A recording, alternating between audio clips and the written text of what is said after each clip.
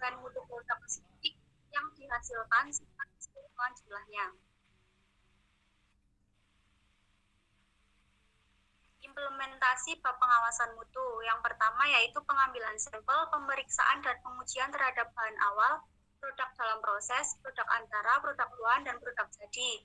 Yang kedua, melakukan program pemantauan lingkungan, program sampel bertinggal, pengujian stabilitas, dan pemeliharaan data spesifikasi bahan awal dan produk jadi. Yang ketiga, memastikan alat uji dan bangunan memadai dan lengkap. Yang keempat, memastikan tiap bagian memiliki organisasi yang independen.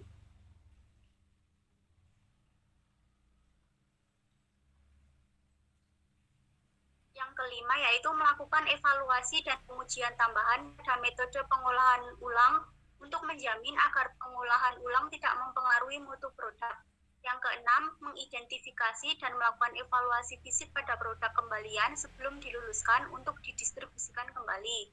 Yang ketujuh, menolak produk kembalian yang tidak sesuai dengan spesifikasi yang ditetapkan. Dan yang kedelapan, memusnahkan produk yang ditolak sesuai dengan prosedur tetap.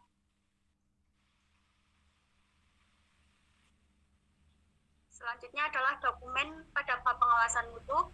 Yang pertama ada dokumen prosedur pengambilan sampel. Yang kedua, dokumen prosedur pengujian sampel. Yang ketiga, dokumen spesifikasi bahan, alat, dan produk. Yang keempat, dokumen prosedur pengujian stabilitas. Yang kelima, dokumen prosedur pengolahan ulang. Yang keenam, dokumen prosedur produk kembalian. Dan yang ketujuh, dokumen prosedur tetap pemusnahan produk. Demikian presentasi dari kami, kurang lebihnya mohon maaf. Wassalamualaikum warahmatullahi wabarakatuh. Waalaikumsalam warahmatullahi wabarakatuh. Ini kok Pancari nggak dikasih bagian ini Nur Hasanah untuk presentasi? Ya ini walaupun sedikit ya ada baiknya dibagi ya supaya ya mungkin ngerjainnya berdua ya, tapi presentasi ya sebaiknya dibagi. Ya ini coba kita bahas dari mulai prinsip ya. Ya, jadi apa yang dibuat di sini sudah cukup baik ya. Jadi memang betul ya. Jadi prinsip pengawasan mutu itu bagaimana ya dari mulai kita terima bahan gitu ya. Bahan awal itu apa saja? Ya Pancari coba. Bahan awal yang dimaksud bahan awal itu apa saja?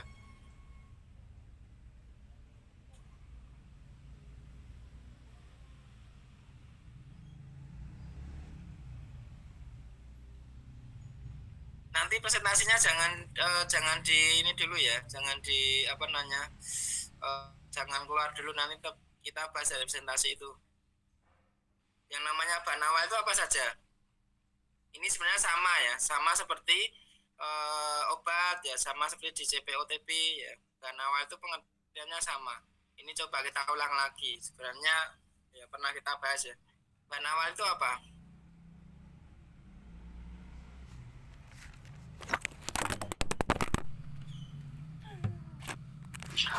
Bahan awal itu seperti bahan mentah produk, misal dari tumbuhan atau simisia atau dari bahan kimia, Pak. Ya, kemudian ada lagi enggak?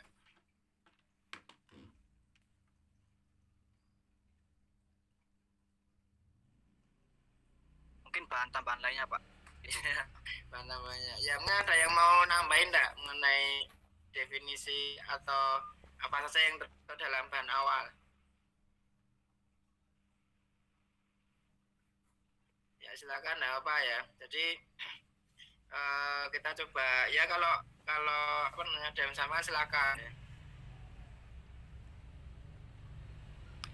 Ya jadi prinsipnya sudah benar ya. Bagaimana ya dari mulai kita terima bahan awal ya, kemudian mungkin di sana nanti ada proses-proses ya, mungkin proses pengolahan ya, proses pengemasan ya, kemudian mungkin penyimpanan, itu semua harus ada pengujian ya, harus ada pengujian mutu ya, supaya ya terjamin ya bahwa dari mulai bahan awal itu sesuai dengan standar, sesuai dengan spek yang kita tetapkan sampai dengan produk jadinya ya.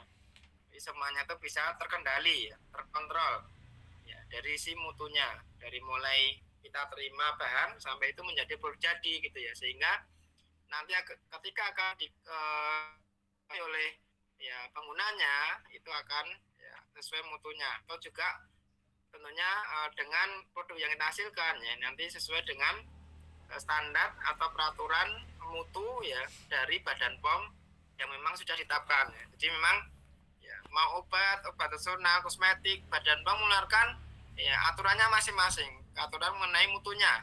Nah, jadi memang mutu bahan awal, mutu produk jadi ya, atau di produk jadinya ya kalau Badan POM ya itu sudah mengeluarkan standarnya gitu, mengeluarkan peraturannya.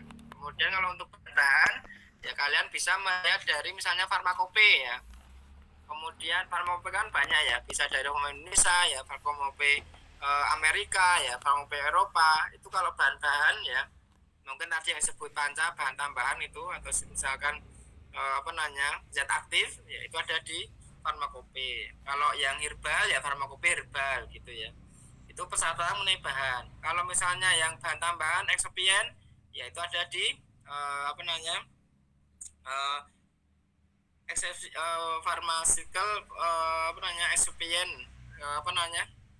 saya lupa. Jadi mengenai eksipien itu juga ada ya HP ya, Handbook of Pharmaceutical Excipient ya. Kalau memang eksipiennya itu adalah maksudnya kelas farmasi ya, grade farmasi grade ya, itu ada di HP.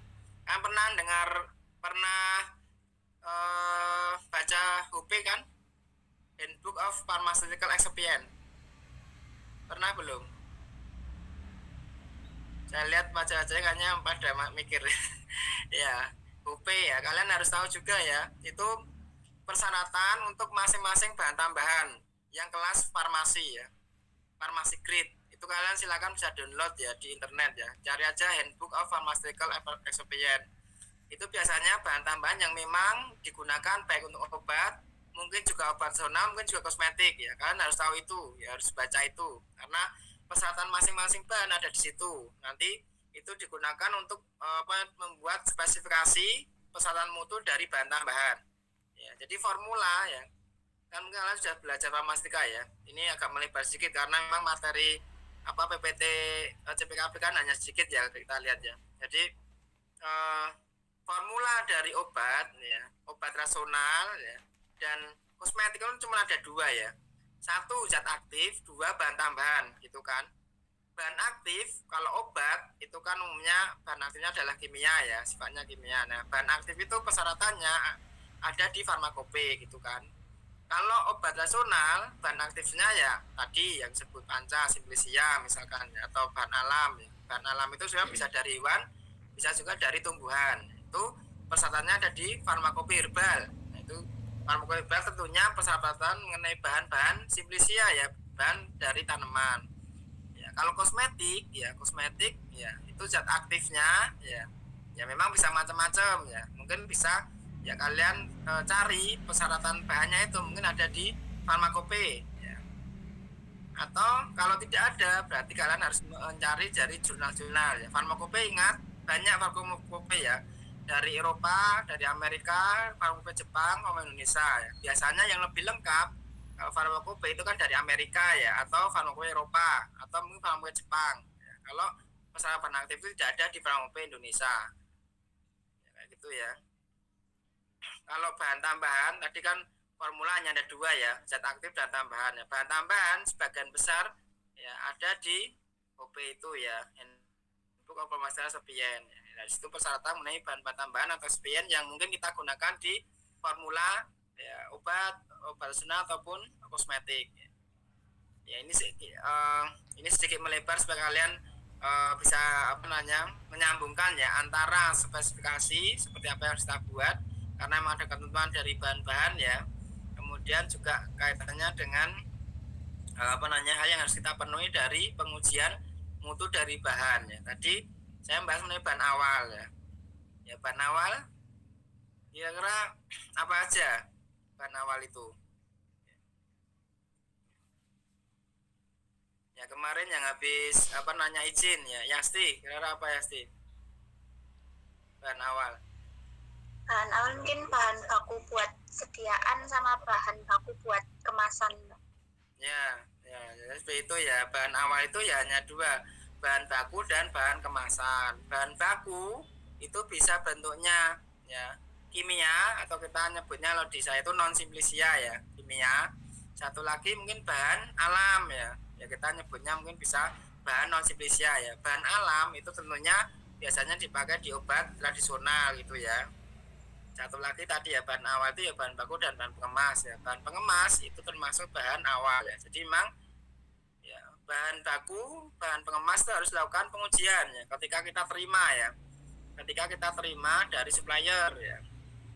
Itu ya pengujiannya bisa ya fisik ya bisa secara kimia ya kalau itu bahan baku ya kalau kemudian ya bisa secara mikrobiologi ya dicek mikronya ya baik mungkin bahan pengemas primernya ya pengemas primer itu kan nanti menyentuh produk ya karena dia untuk sebagai wadah langsung terhadap produk itu ya kemudian kalau bahan-bahan baku kimianya ya atau mungkin bahan baku simplicia ya itu juga mungkin perlu dilakukan pengujian mikrobiologi. Jadi bahan awal itu kan harus paham ya bahan baku dan bahan pengemas ya bahan baku ya tergantung dari industri ya, industri tradisional ya di sana nanti akan ada bahan mungkin akan ada bahan simplicia ya dari tanaman dari mungkin hewan ya dari alam begitu mungkin juga bisa bahan yang mungkin dari kimia misalnya karena membuat produk suplemen ya mungkin punya apa namanya penggunaan vitamin C ya misalnya atau vitamin B ya, itu kan masuk bahan kimia juga ya itu tadi saya membahaskan mengenai bahan awal ya nah dari prinsip tadi coba PPT-nya lagi Panca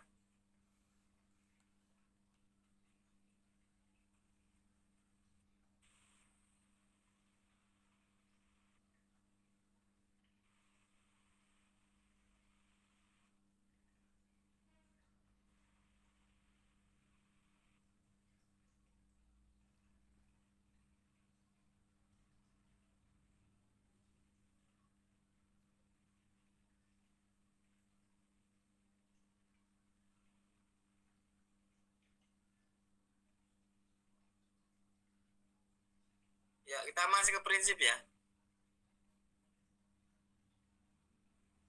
ya jadi ini yang perlu kalian pahami ya barangkali nanti suatu saat kalian di bagian penguasaan mutu ya mungkin sebagai penanggung jawab atau mungkin sebagai apa namanya istilah kalau di pengawasan mutu ya kalau tidak kepala unit atau manajer di bawahnya itu berarti sebagai apa namanya penyelia ya penyelia itu ya kayak pengawas ya penyelia di bagian pengawasan mutu ya. Ini harus kalian pahami ya bahwa di sana tanggung jawabnya adalah untuk memastikan ya bahwa bahan awal yang kita terima ya kemudian produk mungkin produk antara produk ruahan produk jadi yang kita proses ya itu semua harus melalui pengujian ya melalui pengujian dan hasilnya harus memenuhi spesifikasinya harus memenuhi persyaratannya ya dan sehingga itu menjamin ya bahwa mutu ya dari bahan yang kita terima sampai dengan menjadi produk jadi itu konsisten jadi selalu konsisten selalu sesuai dengan spesifikasinya itu yang harus kalian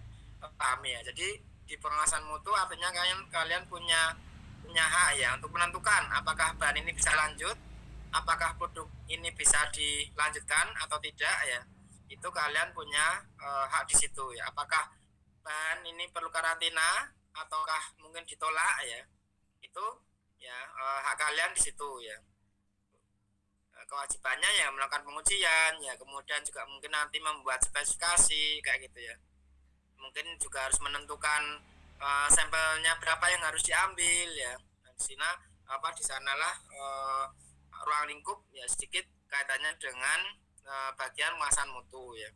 Ya siapa tahu kan nanti di QC gitu ya quality control atau QC ya kan tidak tahu juga ya makanya ini dipersiapkan dari sekarang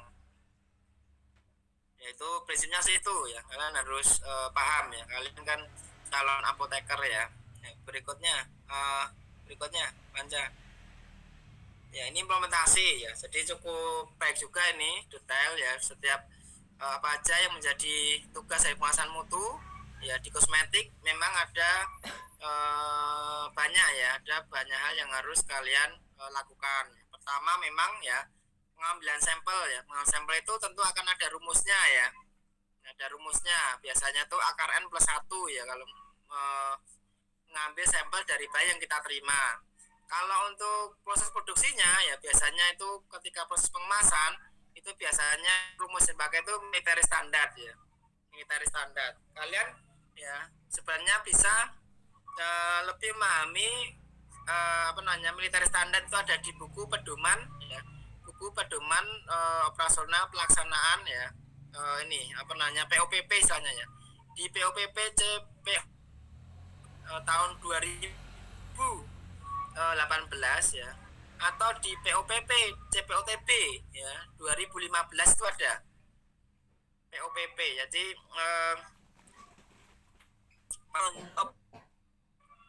pelaksanaan pedoman CPOTB atau CPOB. Kalau POPP-nya CPOB itu terakhir 2018 2018.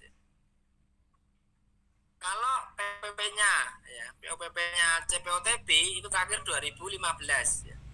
Coba kalian nanti searching di internet ya.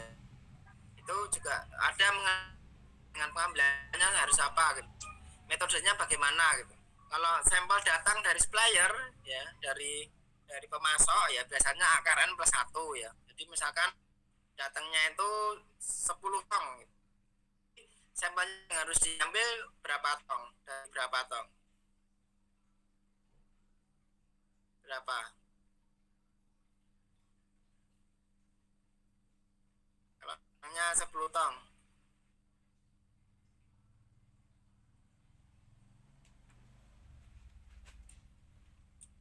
berapa berarti ya, cepat-cepat aja nah apa ya.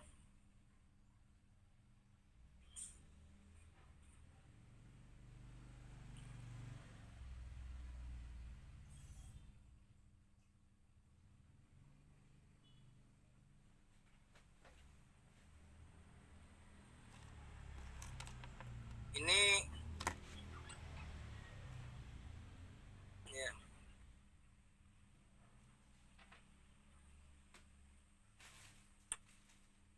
yang izin kalau selainnya itu kan siapa, Yanma ya, betul enggak? Ada enggak ini?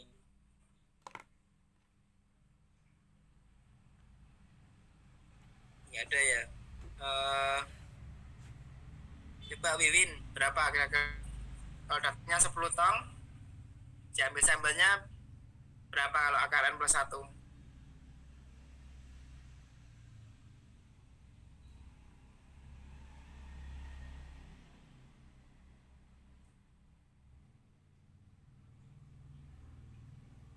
Wiwin?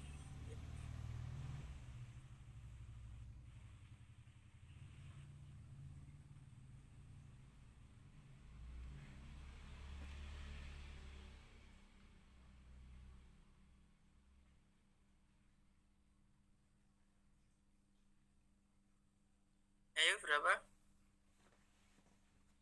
Ya itu si Pak Ojana aja deh, berapa?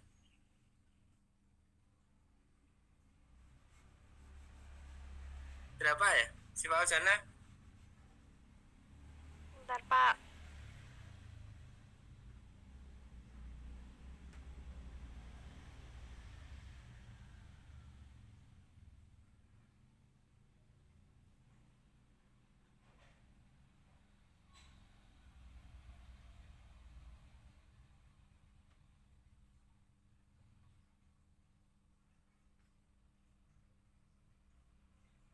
Ya teknis ini memang kalian harus mengerti dari mulai sekarang ya.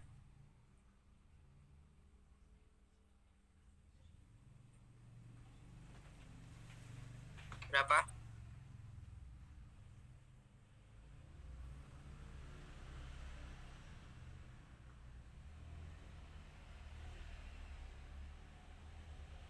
Ya ini sebenarnya simpel banget ya. Akar plus 1 berarti akar 10 plus 1 berarti berapa?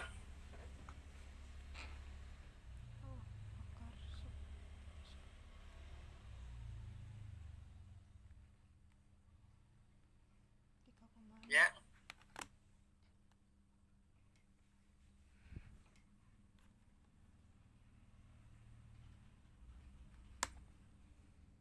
Nurasana kayaknya menjawab tuh. Nurasana berapa? 4. Ya 4 ya. Jadi kalau akar plus 1 kalau 10 kan diakarkan itu 3, sekian, yaitu dianggap 3. Kalau plus 1 berarti kan 3 plus 1 kan 4 ya gitu. Itu kalau mengenai pengambilan sampel untuk bahan ya. Kemudian ya itu sedikit kaitannya dengan pengambilan sampel ya kalau bahan. Kalau yang untuk produk ya proses pengemasan ya, pengemasan primer utamanya ya, atau mungkin pengemasan sekunder yang packing ke dus ke box itu memakai military standar. Jadi nanti di sana ada range-nya, misalkan hasilnya dari 5.000 sampai 10.000 saset misalkan ya, nanti diambil sampelnya sekian puluh saset gitu. Military standar itu seperti itu. Ada ring ya dari hasil pengemasannya, kemudian yang diambil sampel itu berapa puluh gitu atau berapa ratus. Nah, itu nanti misalkan nih ya range-nya 90.000 sampai 100.000 hasilnya ya, hasil sasetnya. Nanti yang diambil misalkan ya 100 saset. Nah, 100 saset itu akan dibagi ya di beberapa rentang waktunya. Misalkan ini 9.000 sampai 100.000 itu proses produksinya 1 jam, proses pengemasannya 1 jam. Nah, dari 1 jam itu akan dibagi misalkan nih jadi gini, kalau 90.000 ya 90.000 sampai 100.000 ya, itu misalkan diambil 100 misalkan diambil sedikit sekali ya, misalkan diambil 10.000 ya. 10.000 itu karena proses pemasanannya 1 jam, misalkan akan diambil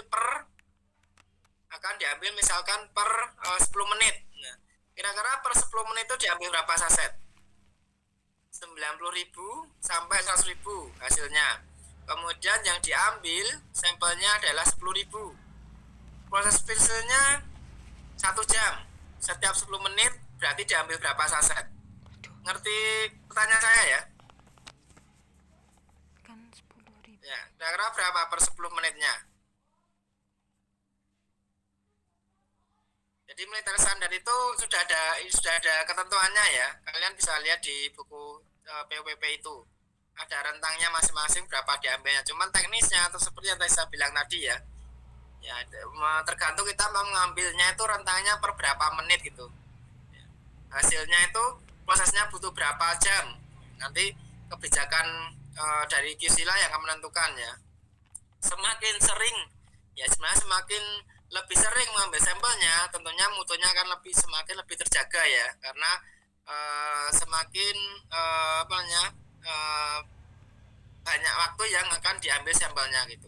Nah, misalnya nih tadi ya hasilnya 10.000 9.000 sampai 100.000 sampel yang ditentukan di limiter standar itu hanya diambil 10.000 ya, 1 jam ya. 1 jam berarti per 10 menitnya diambil berapa itu?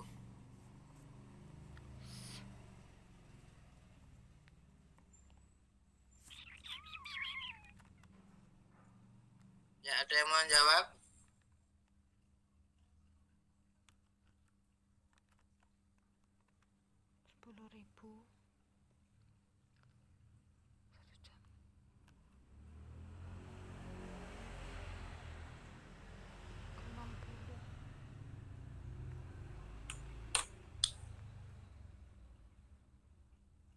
Berapa?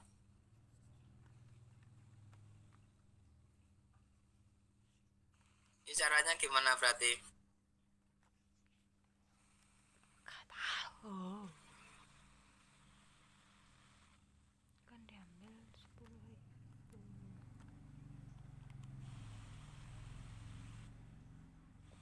dikali 60 per 10.000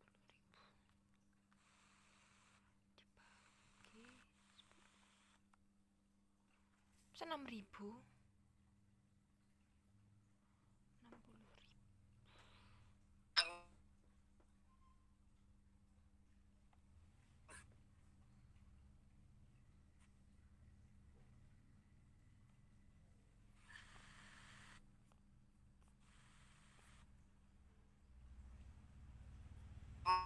berapa? Nah, naik apa? Oh, ya. Karena gimana mau